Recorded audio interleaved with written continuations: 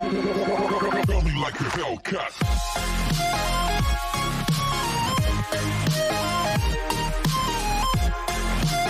Episode की starting में scene हमें जियांग हैंग का दिखाया जाता है, जो कि लड़कियों की तरह कपड़े पहनकर आया था, जिसे देखकर वो आदमी कहता है आपके लिए यहाँ रहना सेफ नहीं है, और जोंग शिंग से कहता है पहले मैं इस औरत को घर पे छोड़कर आता हूँ। वो कहती है जरूर, आप काफी काइंड है। तभी वो आदमी उसे ले जाने लगता है। तभी सीन हमें फ्लैशबैक का दिखाया जाता है, जहाँ पर लई टोंग जियांग हैंग से कह रही थी कि हमें ताकत की बजाय दिमाग का यूज करना होगा, तुम्हें उस घटिया आदमी का ध्यान भटकाना होगा और मैं उस लड़की को लेकर वहाँ से निकल जाऊंगी, और जब तक तुम उस आदमी के साथ दूर न चले जाओ तब तक इंतजार करना, उसके बाद उस आदमी से निपट लेना। वहीं दूसरी तरफ वो ड्रिंक करने ही वाली थी कि तभी वो उसे रोक लेती है और उससे कहती है इस वाइन में ड्रग मिलाई गई है, और साथ ही उस आदमी के बॉडीगार्ड्स ने सारे कैमरास बंद कर दिए हैं और आज रात तुम उनके निशाने पर हो, इसीलिए मेरे साथ चलो।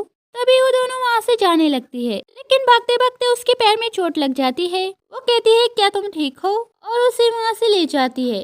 तभी पीछे से गुइचिन बाहर निकलता है और कहता है ये तो सच में काफी हिम्मत वाली है। वहीं दूसरी तरफ वो दोनों इधर से उधर भागे जा रही थी और कहती है लगता है मैं फिर से खो गई। तभी जियांग हैंग वहाँ आ जाता है। तभी वो कहती है तुम्हें क्या हुआ, मुझे लगा कि वहाँ पे कोई भी बॉडीगार्ड नहीं है। वो कहता है मैं ठीक हूँ, ये मेरा ब्लड नहीं है। दूसरी तरफ वो आदमी अपने बॉडीगार्ड्स को डांट रहा था और कहता है तुम सारे के सारे बेकार हो, जरा मेरी तरफ देखो। बॉडीगार्ड कहता है बॉस आपने कहा था कि आपको डिस्टर्ब होना पसंद नहीं। तभी वो कहता है जाके कैमरास चेक करो, मुझे उसे ढूंढना ही होगा, आखिर किसे मुझे हराने की हिम्मत है। तभी बॉडीगार्ड कहता है हमने सारे कैमरास को ब्लॉक कर दिया है, जैसा कि आपने कहा था। जो सुनकर बॉस को चक्कर आने लगते हैं। दूसरी तरफ जोंग शिंग कहती है मैंने अभी तक तुम्हें थैंक यू नहीं कहा है, मेरा नाम जोंग शिंग है। तभी वो कहती है मेरा नाम चूजी है और ये जियांग हैंग है। वो कहती है मुझे बचाने के लिए थैंक यू, मुझे नहीं पता था कि वो। तभी लई टोंग अपने मन में कहती है जोंग शिंग को पहली नजर में गो येजिन पसंद आ जाता है, लेकिन जब उसे पता चलता है कि उसकी एक गर्लफ्रेंड है तो वो बुरी बन जाती है। हालांकि अब गो येजिन वो नहीं है जिसने उसे बचाया था, इसलिए अब गो येजिन के रिलेशनशिप में कोई भी प्रॉब्लम नहीं आएगी। लेकिन अगर इसकी बजाय उसे जियांग हैंग से प्यार हो जाए तो ये एक तीर से दो निशाने होंगे। तभी वो जियांग हैंग की तरफ इशारा करते हुए कहती है इसने तुम्हें बचाया है, जिसके कारण ये इंजर्ड भी हो गया। ये कितना अच्छा लड़का है ना। वो कहती है क्या ये तुम्हारा बॉयफ्रेंड है। वो कहती है ऐसा कैसे हो सकता है, जो कि पीछे से गुइचिन भी देख रहा था। तभी वो उन दोनों को बाय करती है। तभी वो अपने मन में कहती है फाइनली ये एक मौका है जहाँ पर उन दोनों में प्यार की एक चिंगारी भड़के। तभी वो लोग भी वहाँ से जाने लगते हैं और वो भी अपने घर पे जाने लगती है। तभी गुइचिन वहाँ आता है और कहता है वो औरत सिंपल नहीं है, उससे दूर रहो।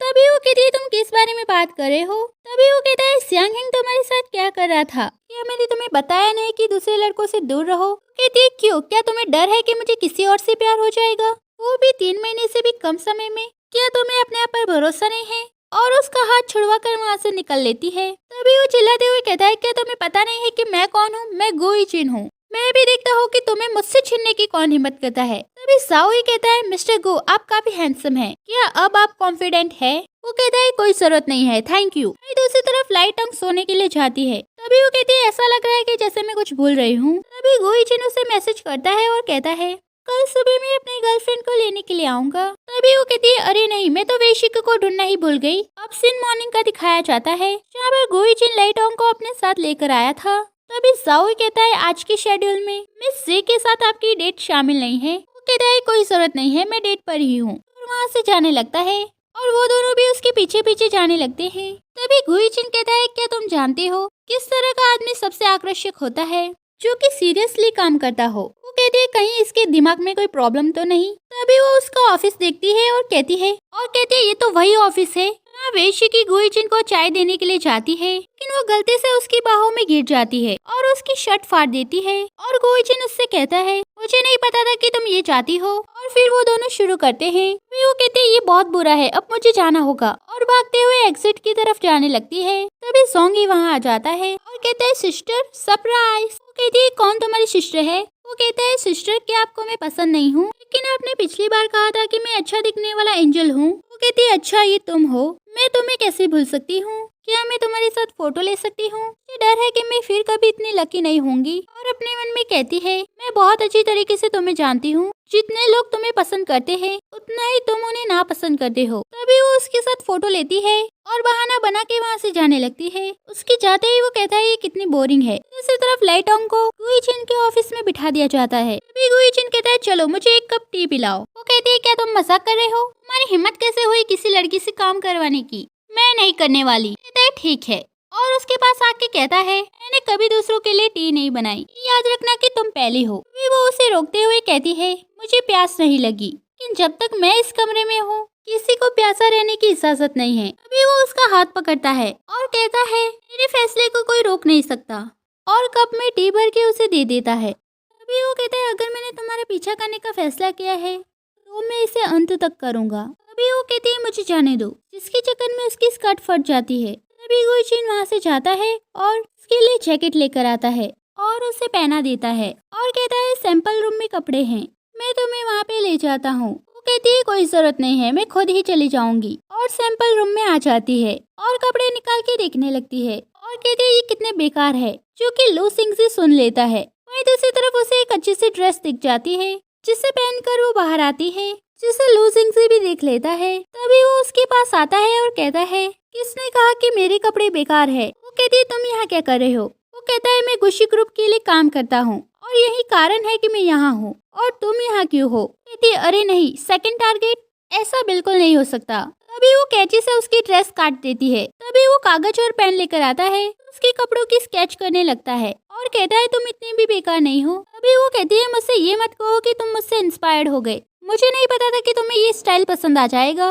तभी वो दोनों गुईचिन के सामने बैठते हैं। तभी जाओई वहाँ आता है और कहता है अभी अभी हमें पता चला है किसी ने हम पे चोरी का इल्जाम लगाया है और वो अभी मीटिंग रूम में है। तभी गुईचिन कहता है लू जिंगजी मेरे साथ चलो, मुझे तुमसे कुछ बात करनी है। और लाइटोंग से कहता है तुम यहीं पर रुको और मेरा इंतजार करो और वहाँ से जाने लगता है। तभी वो कहती है मैं यहाँ पे क्यों रुकूं, मुझे वेशिकी को ढूंढना होगा। जैसे ही वहाँ से जाने वाली थी तभी लू जिंगजी वहाँ आ जाता है। वो कहती है तुम वापस क्यों आ गए? वो कहता है तुम ट्रबल मेकर हो, इसलिए मुझे तुम पर नजर रखनी होगी। वो कहती है ये तो बिल्कुल एक जेल की तरह है। वो कहता है अगर तुम ऐसा सोचती हो तो मैं क्या कर सकता हूँ? कहती है मेरे पीरियड्स चल रहे हैं इसलिए मुझे कुछ खरीदने के लिए जाना है। तभी वो उसे पैट्स दे देता है। तभी वो कहती है तुम जानबूझकर ऐसा कर रहे हो। कहता है तुम नाटक कर रही हो। वो कहती है मुझे भूख लगी है।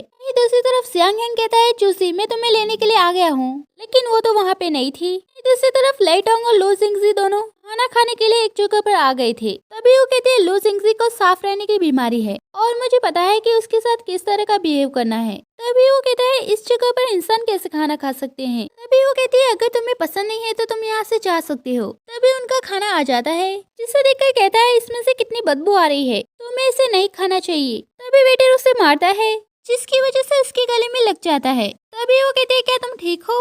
क्या तुम बोलते समय ध्यान नहीं दे सकते? वो कहता है मैं तुम्हें ये कचरा नहीं खाने दूंगा। तभी सारे लोग उन्हें देखने लगते हैं। तभी वो माफी मांगती है और उससे कहती है शांत रहो। तभी वो मेडिसिन लगाने के लिए चाहता है। तभी वो कहती है लाओ मैं कर देती हूँ। इसकी वजह से वो दोनों काफी क्लोज आ जाते हैं। तभी वो उसे दूर करते हुए कहती है तुम इसी के लायक हो। तभी किसी के लड़ने की आवाज आती है, इसलिए सारे लोग वहाँ पे जाने लगते हैं। तभी वो दोनों भी वहाँ पे आ जाते हैं, जहाँ पर कोई और नहीं वेशिकी और उसके फादर थे। तभी वो कहते हैं वेशिकी के सभी डिजाइन ड्राफ्ट उसके गेमलर फादर ने फाड़ के फेंक दिए थे।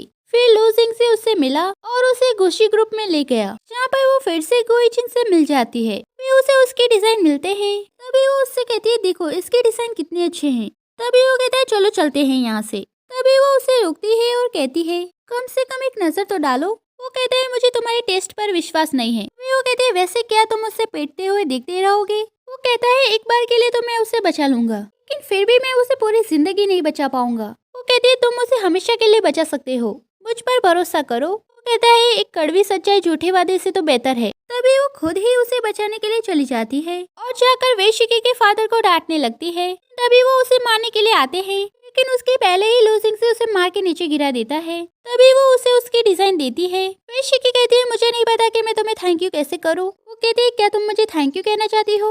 अब सीन मॉर्निंग का दिखाया जाता है, जहाँ पर लाइटोंग वेशिकी को अपने साथ लेकर आई थी और कहती है मैं चाहती हूँ कि तुम गुशी ग्रुप में काम करो। तभी वो कहती है मुझे नहीं लगता कि मैं इसके लायक हूँ। कहती है तुम्हारा फ्यूचर काफी ब्राइट है और तुम एक अच्छी डिजाइनर भी हो और और अपने मन में कहती है तुम मेरे द्वारा बनाई गई एक मेन फीमेल लीड हो। तभी गो इचिन वहाँ आ जाता है जो कि वei शिकी को देखने लगता है और वei शिकी भी उसे देखने लगती है। तभी लाइटोंग कहती है ये पहली नजर का प्यार है। तभी एपिसोड खत्म हो जाता है।